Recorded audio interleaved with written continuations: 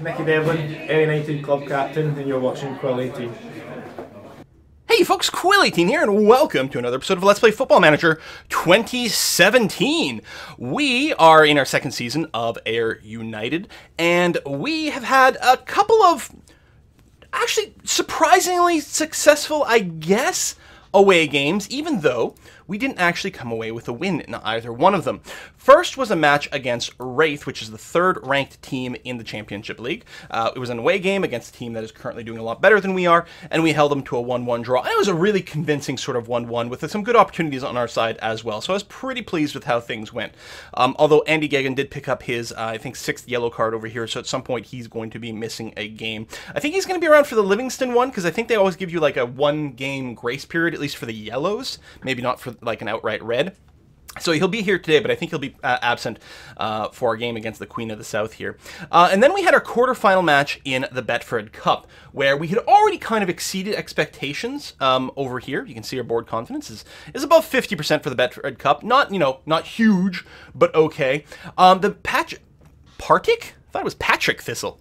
Partick Thistle over here is a mid-table Premier League team over here, and of course we are currently mid to low table in the Championship League, so they were a league above us, and so the fact that we took them all the way through extra time and into penalties was actually really great. The team was very happy with it. The news coverage about our performance was fantastic. We really took them to the wire. That being said, despite the fact that I took advantage, I'd saved the last couple of substitutions near the end to bring in our best penalty takers so that they would be around for the penalties. Despite that, we actually got obliterated in penalties, missing 2. We got our first ball in, and then the next 2 missed, and that was all she wrote for the penalties, which is a little bit disappointing there. But overall, we have to be kind of happy with our performance overall in Betfred Cup and holding our own against quite a strong team over here. So both those games were made with this tactic over here, a 4-2-3-1. So there's, depending on how quickly I'm going to be able to get this rendered and things like that, I said there might be a pause between the previous video and this one. I think I'm going to be able to get this all done and up without any sort of noticeable break, because I want to let the series on YouTube catch up to the point where I could read all of the comments. Always a risk doing that, because depending on my schedule, especially like live streams and different things like that, that can sometimes mean that there'll be a break of a day or maybe even 2 days between episodes in a series, which I don't like to do, which is why I like to pre-record. But it means that sometimes we, you know what I want? I just want match tactics. It means that sometimes we end up in a situation where there's a break if I want to be able to catch up on all the comments. And it was about, asking questions about tactics and whatnot. And as usual, the internet is mixed in its feedback, in that there's really no consensus whatsoever.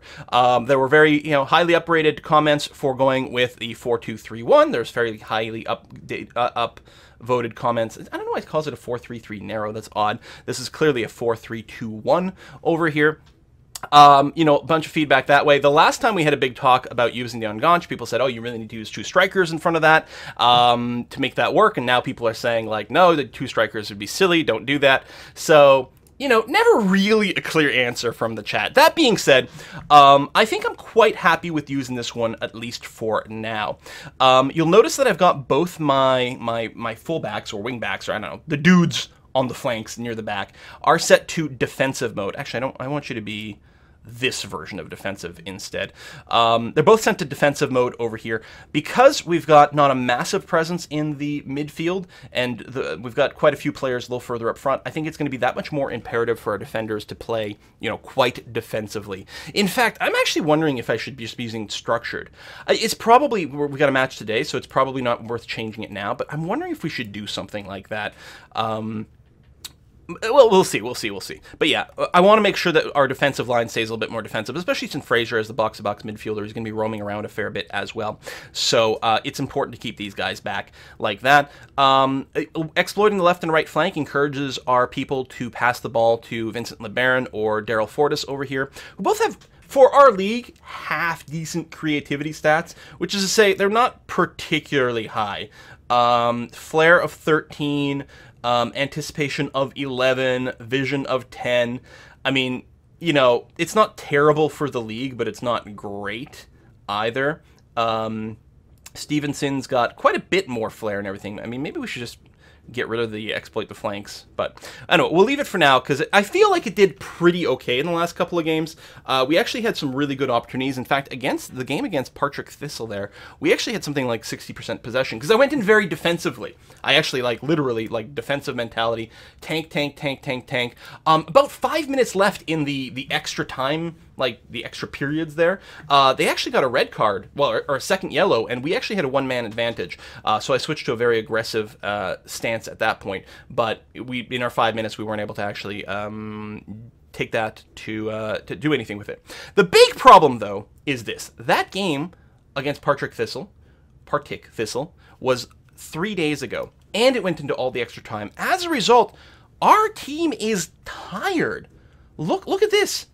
Other than the goalkeeper, the top condition over here, 92. And in fact, Darren Legat's going to be coming in with 83% condition over here. I'm really concerned that we're just going to get gassed. On paper, we should be a fair bit stronger than Livingston, who are playing today. 10th rated team. Again, we're only 8th rated team, so it's not like we're that far apart.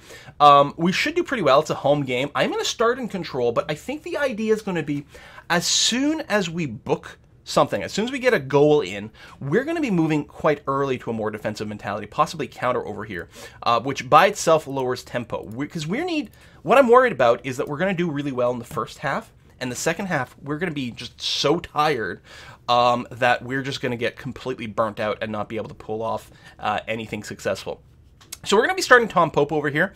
Oh, no, hold on. We're going to switch this around. We're going to be starting Jamie Thomas over here, who's actually got 100% condition. We're going to be sitting Tom Pope completely and bringing in Craig McGuffey as a substitution.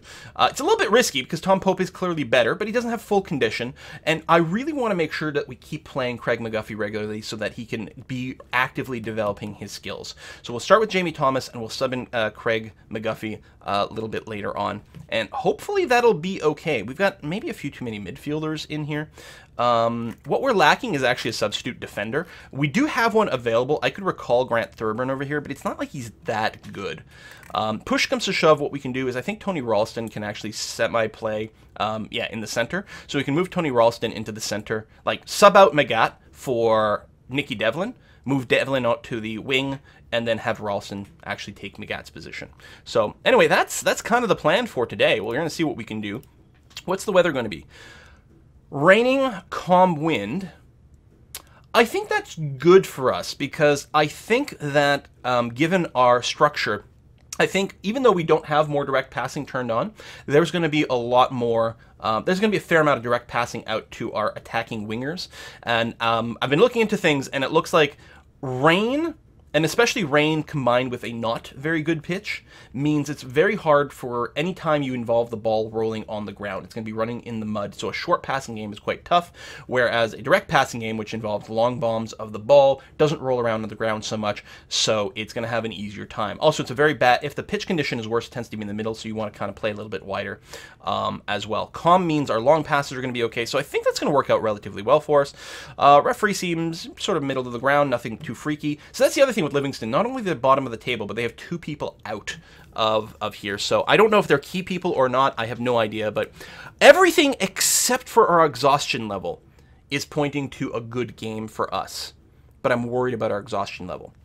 So again, we'll start aggressive and then really buckle down maybe a little sooner than we would. If we get up 1-0, we might at that point really look to drop the tempo.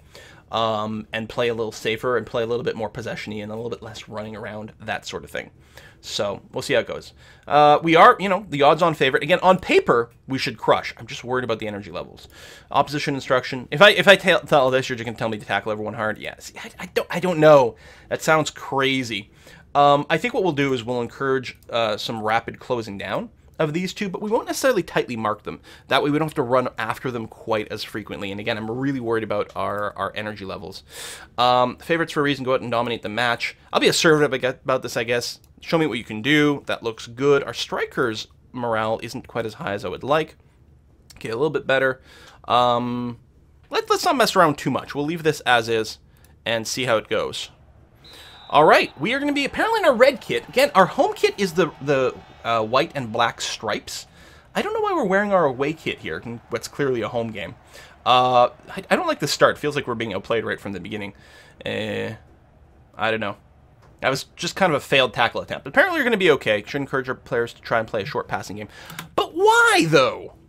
Why would you say that? First of all, our pass completion rate is 81%. And again, the rain, I think, is going to make the ball, like, just roll more badly on the ground. I think these tips and advice seem really odd. All right, your passes are working out really well, so why don't you take less risk with your passes?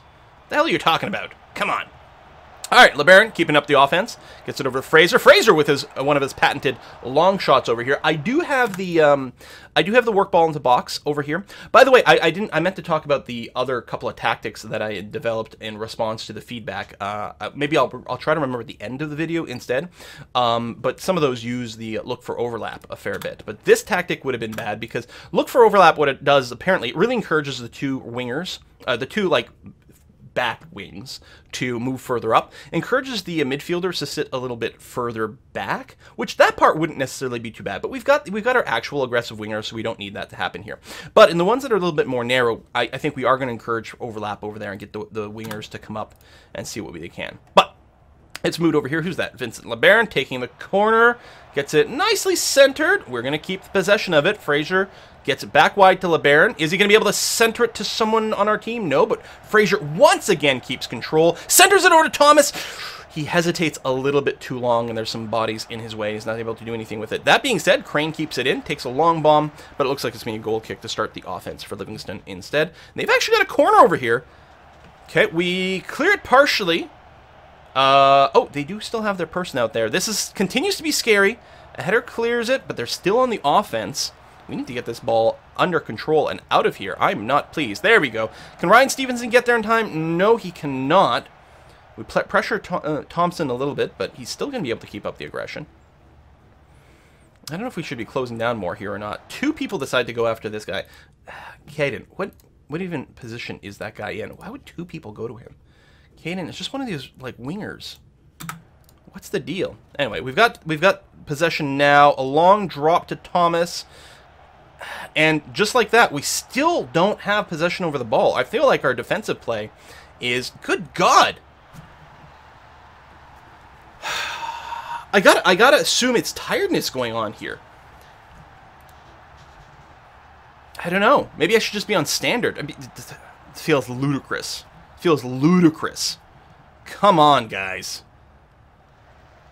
Just had incredible problem at starting an offensive play. And again, we're all clustering up in a really awkward manner over here. Like, what is going on here? Split up.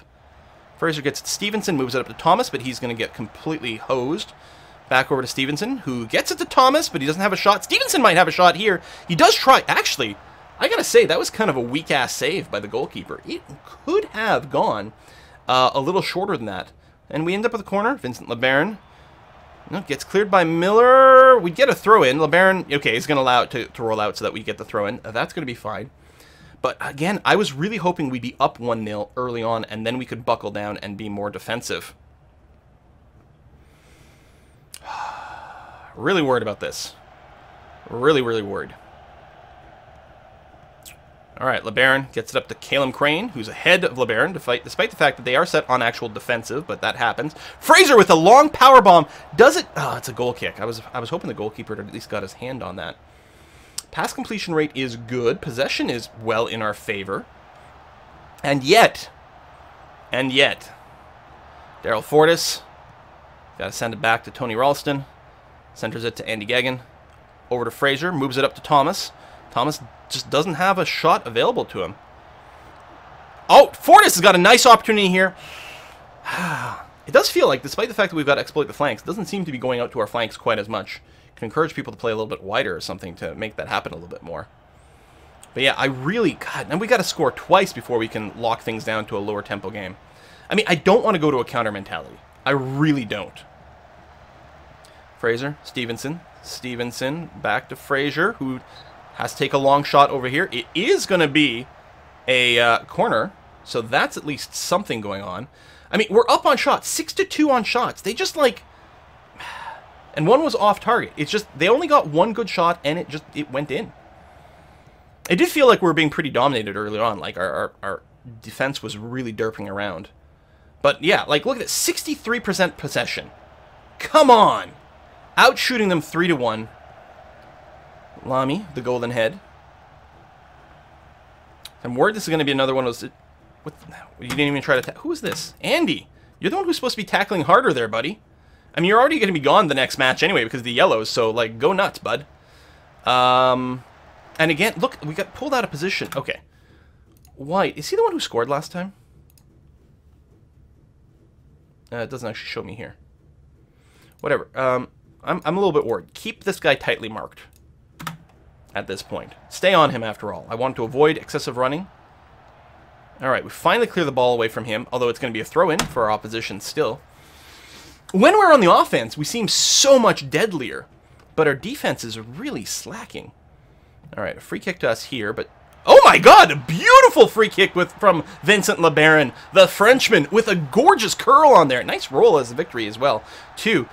Wow, I was not expecting that to happen at all, because it's not like that was the kindest angle overall.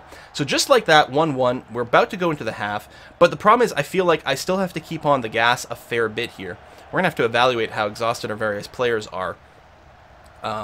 We are going to have to keep on control. I really feel like we've got to keep on the control until we're ahead, because we should be able to score.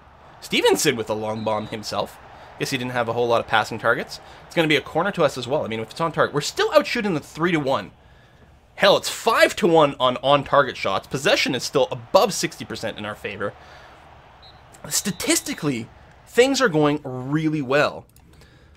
I'm still gonna be a little aggro at them. Do I want to say I'm not pleased with your performance? I'm pleased with Vincent's performance. Everyone else has been kind of meh. You know what? I'm not pleased with your performance. Yeah, get fired up. You're goddamn right. I need your morale to get even higher, but we'll leave that in there. Okay, our condition is staying up a fair bit. Like, Darren Mulgat was one of the people I was most scared about, but he's still above 70 going to the second half, so that's okay. I don't think I'm making any changes. Again, all the stats have been well in our favor. We're partially just maybe not getting lucky with our shots. I mean, we haven't had any clear-cut chances, but we've gotten good shots, so there's going to be a little bit of... It turns out the goalkeeper's pretty good, although a lot of the shots may just be, you know, they're on target, but, you know, kind of weak or predictable. That certainly has a chance of happening. Fortis isn't able to get the feet under control. And these two strikers were really doing some cherry-picking over there and being in a good position. Luckily, our defense is able to recover what looked like very bad. Vincent LeBaron with another free kick! It just goes insanely wide. Just a goal kick, not even a corner for us. That's a real shame. You would have been better off, like, booting it off someone's face, man. 10-3 on shots, though. It's still something. Although I think that last shot counted as one of those, so it would have been, like, pretty off target. I'm not sure if it counted or not. Tony Ralston sends it deep to Thomas, who secures it. He's able to pass it back to Stevenson. Fraser's also there, very happy. Presumably Vincent's on the other flank. Thomas is going to be forced to pass it back again to Stevenson, but then he can move up. Fraser. I don't know about that one, Mr. Fraser. Mr. Strawberry. And we still have to work ball in the box. It discourages the long-time shots, but he's still going to do some of those, and I'm okay with it. I'm okay with him doing some of those and really mixing up the threats, although I'm much happier if they're actually on target so that he can at least lead to a corner. And Gigan, probably I'm just going to say send it back to Stevenson. Stevenson, oh, I'm surprised he doesn't send out Fraser over there, but I guess that's fine. Stevenson back to Daryl Fortis, that's what his first name is. And a long bomb from Fraser, slightly off target, and again doesn't lead to a corner. I mean, if we can't move it up any further, I'm okay with doing something like that. All right, we're 60 minutes in. Do we want to do a substitution? If we're going to do a substitution, it might be up front here, because we do still need to get on the board. I'm wondering if we replace Stevenson, because he's a little bit lower on energy. Or maybe we replace Jamie Thomas. He's still got lots of juice left. I want to get Craig McGuffey in here, but maybe it'll be more of a 10 minutes left substitution. So the question is, do we replace Ryan Stevenson, who's lower on energy, but has been performing okay? Replace Daryl Fortis? I think that Daryl Fortis, even though he hasn't been, you know, stupendous, like, performance so far, he's got the energy, and he's still clearly better than... Oh! I did not actually bring in Alan Forst on the substitution bench here. Whoops, that's a bit of a mistake, so clearly we're not going to be subbing you. It's not the end of the world. Maybe we don't do a sub quite yet.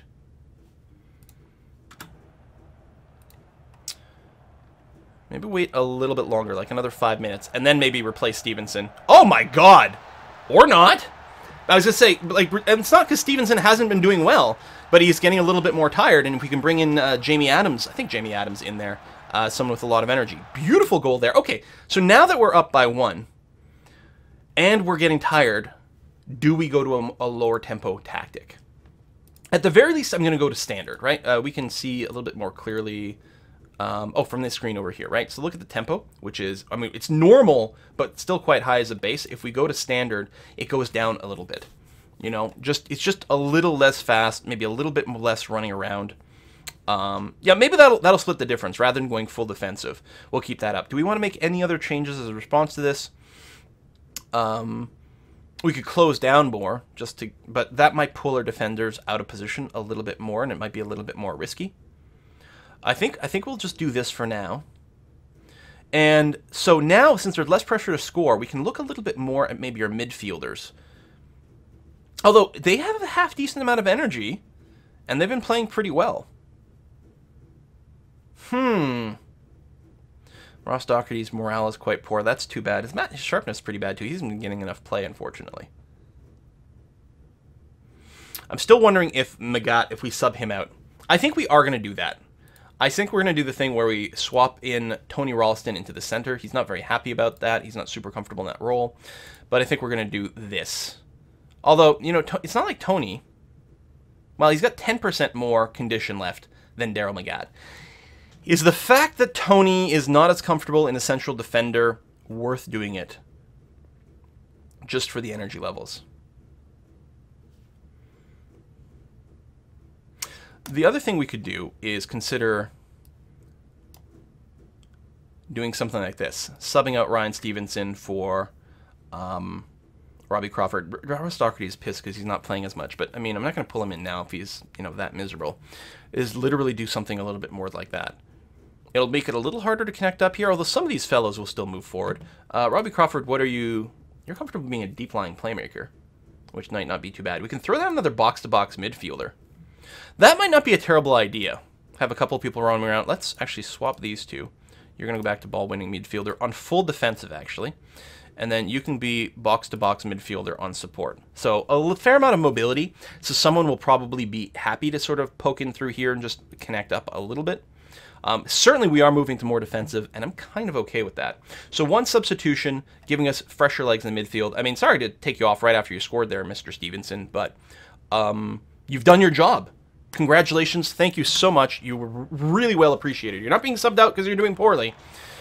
You're doing it because you've accomplished goal number 1, which is get us up by 1, and then we'll try to be a little bit... I'm sorry, did we just get a penalty?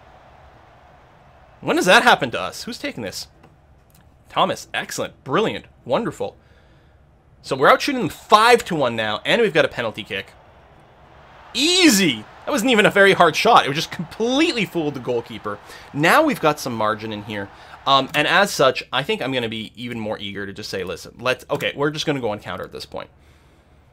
We don't need to worry about scoring too many, creating too many scoring opportunities. Although counter still has plenty of, it does try to do that. Even defensive will try to score, you know? But yeah, we'll just a little lower tempo, save a little bit of juice. Because the last thing we want is to be playing high tempo and have a defender make some horribly critical mistake that costs us, you know, a couple in a row.